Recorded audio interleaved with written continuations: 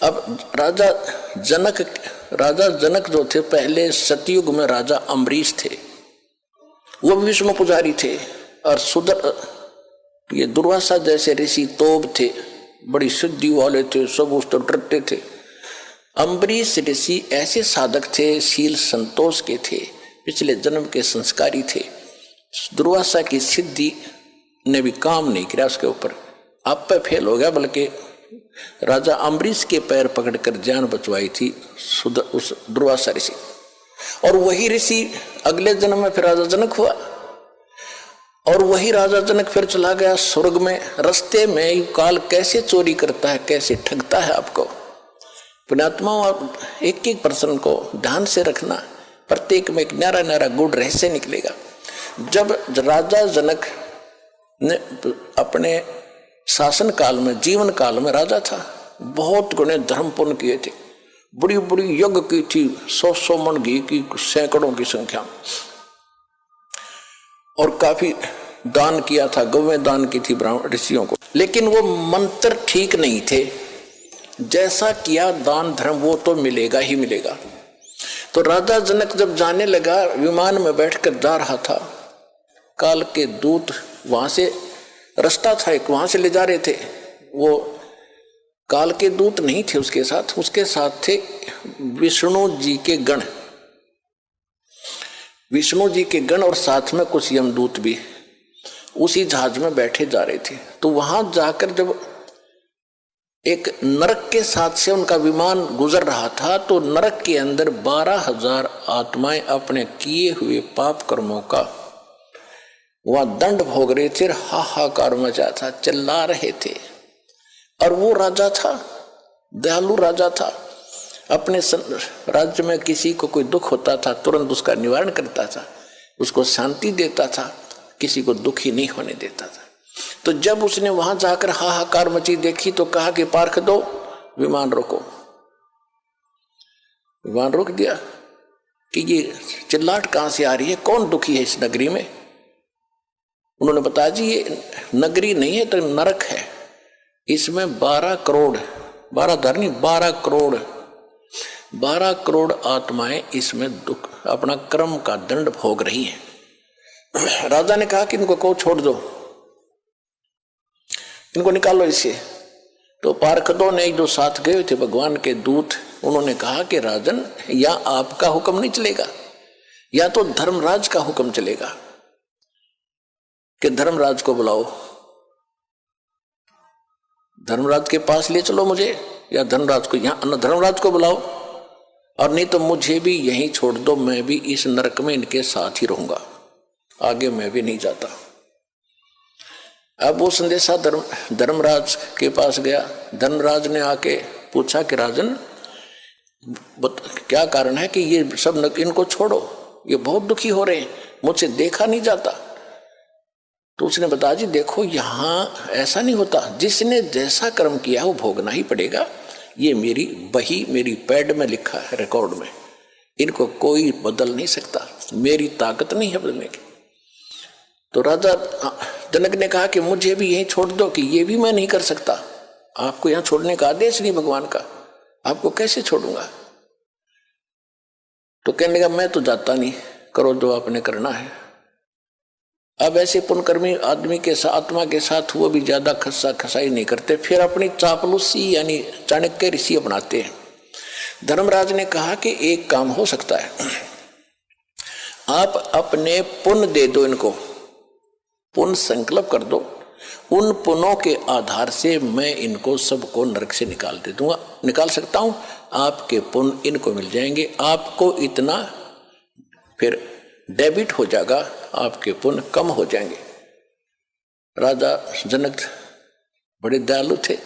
परमात्मा कहते हैं देखो दयालु होना जरूरी है, लेकिन अपने दयालुता में अपने पैर पर कुहाड़ी मारना कोई दयालुता नहीं है, वो तो मूर्खता है।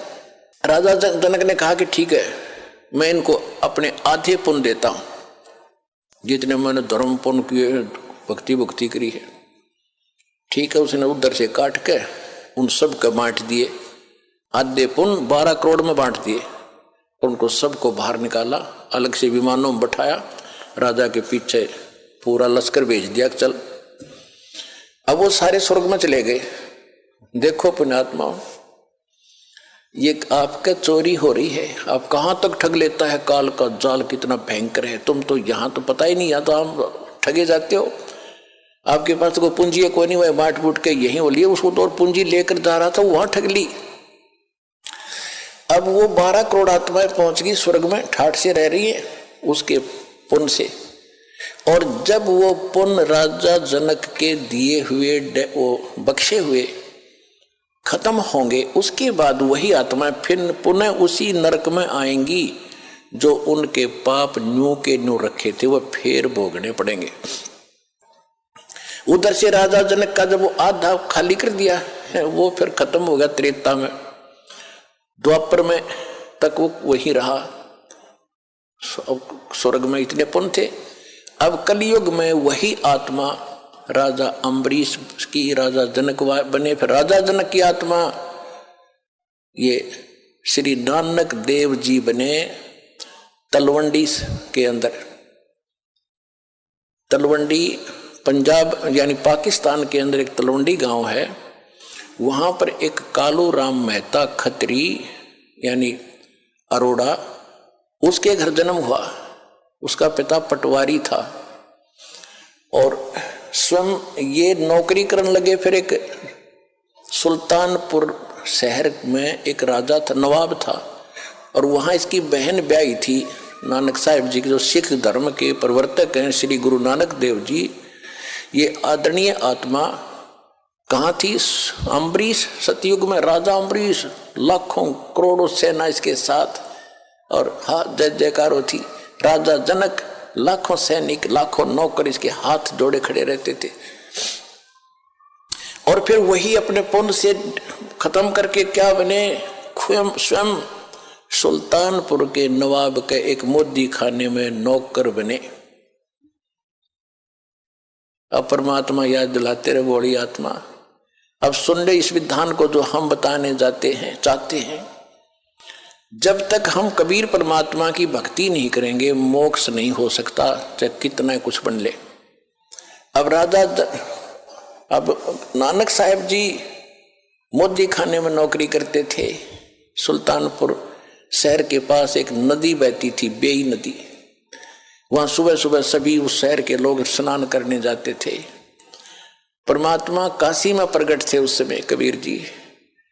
एक वहां पर मिले, जब नानक साहिब जी स्नान करने गए थे तो पहले दिन तो चर्चा हुई कि मैं कबीर हूँ, काशी में रहता हूँ, धानक का काम करता हूँ, मैं तो आपसे ज्ञान पूछने आया हूँ, मुझे ज्ञान बता दो, मुझे ज्ञान का पता नहीं है, आप तो महापुरुष हो, बड़े भक्त हो। गुरु नानक देव जी जो थे ये हिंदू थे, कालूराम मेहता के इनके घर जन्म था, और इन्होंने ब्रजलाल पांडे से गीता पाठ पढ़ा, गीता पढ़ा करते थे, उसका ज्ञान सुना करते थे। उसके आधार से विष्णु जी को पूर्ण परमात्मा मान लिया था। श्री कृष्ण जी भी विष्णु अवतार माने जाते हैं। तो ये बातें हो के परमात्मा चले गए। दूसरे फिर कुछ दिन के बाद फिर उस दिन परमात्मा ने सारी बता दी थी कि विष्णु की यह स्थिति है, कृष्ण की ये स्थिति है, इसे मोक्ष नहीं हो सकता। और गीता में ये खुद गीता ज्ञानदाता कहता तू उसकी शरण में जा तब तेरा मोक्ष होगा। वो कौन है? मुझे इसका ज्ञान बता दो, फिर मैं आपको गुरु बना लूंगा। तो उस समय तो नानक जी को दुख हुआ, क्योंकि और भी बैठे थे सरोता। तो कबीर साहब उठकर चले गए कि ये नाराज हो जाएगा, आगे नहीं सुनेगा। लेकिन रात को चक्कर बंध गया कि ज्ञान सारा का सारा सच्चा, मैं तो गलती कर रहा हूं।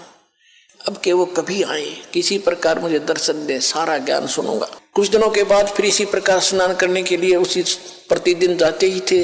3-4 महीने के 6 महीने के बाद उनकी खूब तड़फ देखकर परमात्मा जिंदा महात्मा बड़ा का रूप बनाकर उसी बेई नदी पर चले गए, जहां वो स्नान करने की तैयारी कर रहे थे।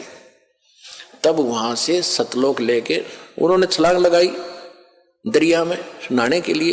परमात्मा ने उनको वहीं से अदृश्य कर लिया, स्वयं भी साथ लगा दी छलांग, अदृश्य कर लिया और शव को कहीं और रख दिया अपस्ट्रीम में, जिधर से जल आ रहा था।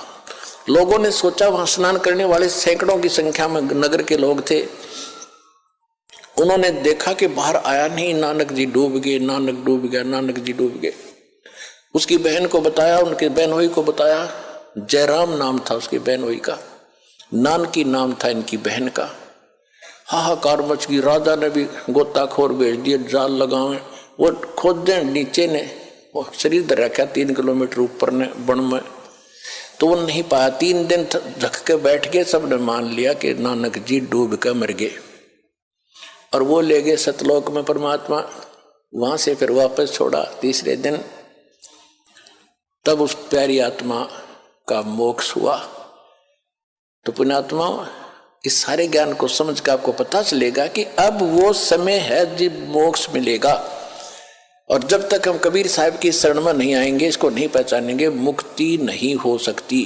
चाहे कितना शर पटक लो, ऋषियों ने कितना समय बिता दिया जंगलों में, हो शरीर कितना कष्ट दिया, सुख के पंजर हो गए, भगवान नहीं मिला। फिर सिद्धियों से खेलने लगे, सिद्धि मिल गई हठ योग करने से, फिर इसमें ये अपने एक दूसरे को प्रभु पाक गए। ये सिद्धि तो एक आने के नहीं, हमने ये सिद्धि आपकी भक्ति में खूब आवेंगी। जो दास आपको मंत्र बता रहा, इनका प्रयोग नहीं करना, नहीं तुम्हें नाश का कारण बन जाएंगे। इन सिद्धि माने इस ताकत से हम सतलोक जाएंगे, नहीं तो यही पंचर हो जाएगा फिर ये।